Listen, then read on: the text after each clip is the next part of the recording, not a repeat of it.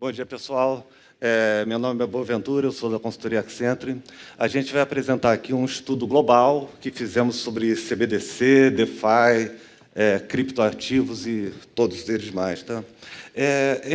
Em primeiro lugar, também gostaria de agradecer aí o convite da ECOA. Eu sou ex-aluno da PUC, então isso, para mim, é mais um motivo de felicidade. Né? A gente, normalmente, começa dando todo o contexto histórico dos criptoativos, desde o paper do Satoshi Nakamoto, Bitcoin, Ethereum, stablecoins, até chegar... basicamente, é um universo de expansão enorme. Né? E a gente tinha um desafio muito grande, que era tentar explicar... A gente fez o estudo, né? Teve que montar algumas reuniões com jornalistas. E a gente explicava, falava de essas siglas, essas novas tecnologias, esses conceitos abstratos, e eles faziam aquela cara de paisagem. Né? O que é isso? Né? Até que, de repente, chegou uma jornalista e falou: já entendi, é que nem Stranger Things. Eu falei: pô, que nem Stranger Things.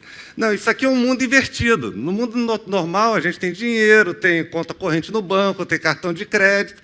Aqui você está no mundo paralelo, no mundo invertido. Achei até uma metáfora legal, ajudou muito até para a gente fazer a reportagem. Né? Por outro lado, tem uma conotação ruim, né? Parece que vão ser entidades malignas, né? Os macaquinhos do Neymar vão vir nos atacar assim, durante o dia, não é uma boa ideia. Né? Mas eu acho que, então, assim, por um lado isso faz sentido, por outro lado, o que eu vejo? Eu vejo agora, e o nosso ponto de vista está muito em cima disso, num momento de convergência. Né? A convergência no sentido de que essas tecnologias que estão aqui na parte de baixo do slide, blockchain, tokenização, smart contracts, smart protocols, vão ser cada vez mais aceitos pelo mundo tradicional, pelos grandes bancos, pelas grandes bolsas. E, por outro lado, a gente tem essa grande oportunidade agora de criar a conectividade entre o mundo cripto e o mundo tradicional. Essa conectividade, o que eu vou chamar agora, dado que a gente começou a falar de Stranger Things, do portal do bem, seria, por exemplo, uma CBDC. Né? Então, acho que esse é o grande conceito que a gente está colocando aqui. Então, o que a gente vê em relação a CBDCs? A gente vê que 90% dos bancos centrais das principais economias estão com o projeto de CBDC. Como eu gosto de falar, nada como um pouquinho de competição. Né? Nunca isso foi um problema para ninguém. Né? Agora, é uma demanda de melhorar a moeda. Se não melhorar a moeda, você tem um risco relevante. Tá? Quando a gente fez a pesquisa de entender quais eram os grandes motivadores, surgiram principalmente esses 5. Né? Então, alguns têm, por exemplo, uma visão de defesa. Por exemplo, a perda de controle da política monetária. A gente sabe que tem uma fuga de recursos, pode ter questões cambiais, tem questões de know your customer, lavagem de dinheiro, que são relevantes. Então, toda uma visão de defesa é importante. Por outro lado, a gente também tem a visão do ataque, ou seja, eu quero, como eu falei, eu quero estar conectável, eu quero ter uma moeda programável, eu quero conectar com tokens, eu quero conectar com todos esses ecossistemas que eu montei ali atrás. Aqui, do outro lado, a gente tem alguns outros motivos. Né? Modernizar meio de pagamento. Isso talvez seja menos relevante no Brasil, é um problema resolvido com o PIX, né? Mas em alguns países a gente vê que isso é bem relevante. Substituir numerário físico, às vezes aqui na PUC, pessoal novo, assim, isso pode parecer ridículo, mas tem 7 bilhões de cédulas em circulação no Brasil. Né? Não é pouca coisa, não. 300 bilhões de reais de estoque de numerário físico. É muita coisa. Então, assim, e tem todo um custo de logística, segurança, assalto. Então, é importante também pensar nessa dimensão. E, por último, melhorar a eficiência no cross-border. As criptomoedas, naturalmente, são globais, 24/7. Então, a gente entende que tem um desafio grande, porque isso você tem que trabalhar conectado. Né? Então, o Itaú agora mostrou um case Brasil-Colômbia. Então, tem que combinar com os colombianos também, não é só o brasileiro fazer. Mas é bem interessante também como a tecnologia ajuda isso. O que a gente viu dos primeiros aprendizados globais? Não existe one size fits all. Cada país entrou no que mais fazia sentido para ele. Quando a gente chama de varejo, que são aquelas moedas do dia a dia das pessoas físicas, a gente viu o case de Bahamas, o case da Suécia, o case da China. Outros países focaram muito na visão de atacado, que são transações entre corporações e cross-border. Então, por exemplo, Singapura, que é um país que é muito voltado a trade finance, focou no cross-border e faz todo sentido para ele. Suíça também, com certeza. Né? E o último, assim, só para dizer, o que não é CBDC? El Salvador não é CBDC. Chegou um presidente maluco lá, disse que Bitcoin é moeda nacional, foi um fiasco completo. Né? Então, a mensagem é, não existe one size fits all, e ainda não existe, né, que eu digo assim, a referência global de sucesso é isso. Faça assim que vai dar certo. Eu acho que cada país tem que entender quais são os gaps do sistema financeiro e seguir por aquele caminho, né?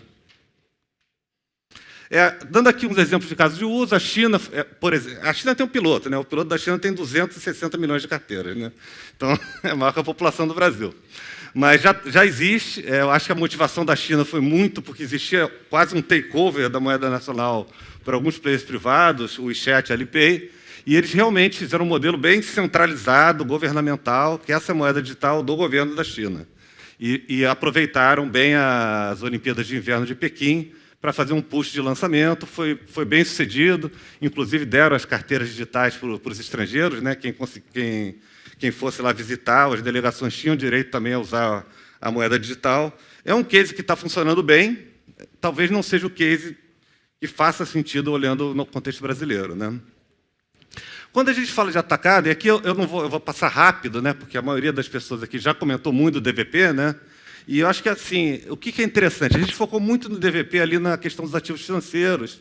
Estou tokenizando debêntures, estou tokenizando recebíveis. Eu acho que tem um outro lado aqui, que é esse lado direito dos ativos físicos, né? Eu acho super importante, né? Então, acho que a Visa também tocou um pouquinho em agribusiness. Na Argentina existe um case em produção de agrotokens, tá? Inclusive, outro dia saiu até no Valor, que o primeiro agricultor comprou um café com o token dele, de soja, né? A gente tem todos os processos relacionados a veículos imóveis, que é extremamente burocrático, você registrar um gravame, você registrar uma escritura, e a gente entende que aí sim a gente tem um caminho enorme para seguir em termos de simplificação e melhoria da experiência do usuário. E por último, o DeFi, né? Como eu falei, fazer aquele portal do bem. É só um exemplo aqui, isso aqui, obviamente não vou passar tudo, são todos os tipos de aplicações de DeFi e os TVLs que tem cada uma delas. Então a gente está vendo aqui 10 tipos de aplicações, é um mundo, e de novo, é um universo agora, um metaverso em expansão. Então, e para você hoje entrar nesse DeFi, o que você precisa ter? Você precisa ter uma criptomoeda. Isso não deveria ser necessário, né? Você deveria poder montar aplicações DeFi com uma moeda do país, regulada pelo Banco Central, que, de certa maneira, também preveniria uma série de abusos que acontecem hoje no mercado. Por último, para finalizar aqui, falando um pouquinho do Brasil, né? De novo, como um amigo meu diz, assim, eu sou bem ufanista em relação ao Brasil, em relação ao nosso mercado financeiro. A nossa infraestrutura tecnológica é avançada, a gente resolveu alguns problemas, tipo aquela questão dos pagamentos instantâneos, já resolveu. Eu não preciso implementar CBDC para isso, mas existe uma agenda forte, né? A gente tem o Pix, tem o Open Finance e agora o Real Digital, como o Fábio comentou, né? E entendemos de maneira muito alinhada com o Fábio que o Real Digital ele vai focar muito em toda a nossa visão de pagamentos e contratos inteligentes e nessa visão de integração com os tokens, os ativos digitais e o DeFi. Então, se a gente for nesse caminho, eu acho que a gente vai agregar valor e a gente vai conectar o Brasil cada vez mais na nova economia global, né? Agora, uma única nota de caution notes, né? Existem muitos desafios tecnológicos, tá? Não é um plug and play isso aqui. A gente tem questões de performance, tem questão de resiliência, alguns protocolos que são infalíveis, se mostram falíveis 3 meses depois, né? Então, tudo isso tem que ser feito de maneira bem testada para a gente ter uma solução robusta que funcione bem para o país. Era isso, gente. Muito obrigado.